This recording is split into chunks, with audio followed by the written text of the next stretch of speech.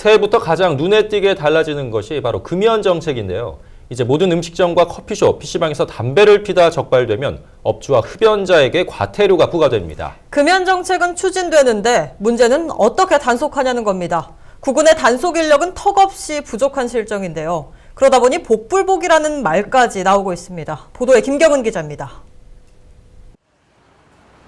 부산의 한 커피숍입니다.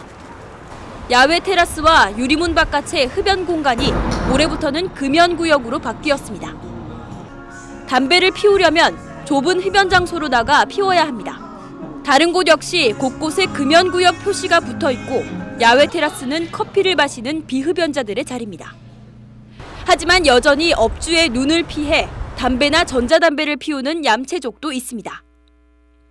새해부터 가게 규모와 상관없이 모든 음식점이 금연구역으로 지정되면서 부산에서는 모두 3만 5천여 개의 새로운 금연업소가 생겨났습니다.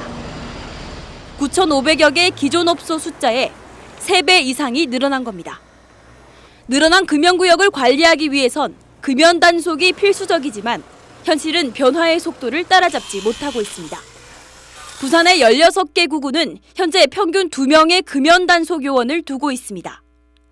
하지만 이 가운데 서구와 북구, 사하구 등 5개 구에는 단속 요원이 전혀 없어 사실상 흡연의 텃밭인 셈입니다. 부산시는 단속 인원을 늘릴 계획이지만 이마저도 일부 구에 국한됩니다.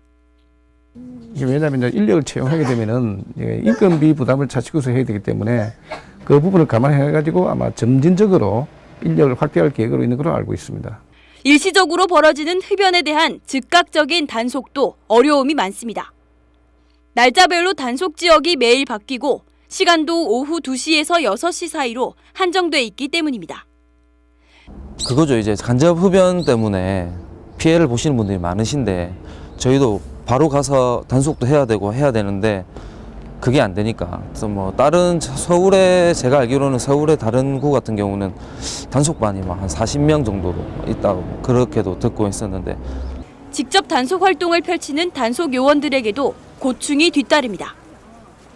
우리가 이제 온 걸 알기 때문에 큰 소리로 우리가 단속하기 전부터 이 과음을 지르면서 이제 담배 끄세요, 담배 끄세요, 막 이런 이야기를 하거든요. 그러면 아예 또 단속이 안 되는 그런 경우도 있습니다. 금연 단속요원과 같은 역할을 하는 금연 지도원을 선발하고 구군별 금연 상담 인력을 확충하겠다는 것이 부산시의 유일한 대안입니다. 보건복지부 방침에 따라 부산시는 오는 3월까지 금연구역에서 적발된 흡연자와 해당 점포 업주를 대상으로 계도와 단속 활동을 병행해 나갈 계획입니다. 하지만 짧은 기간 소수 단속요원들의 지도 아래 기대만큼의 금연 효과가 있을지는 미지수입니다. 헬로티비 뉴스 김경은입니다.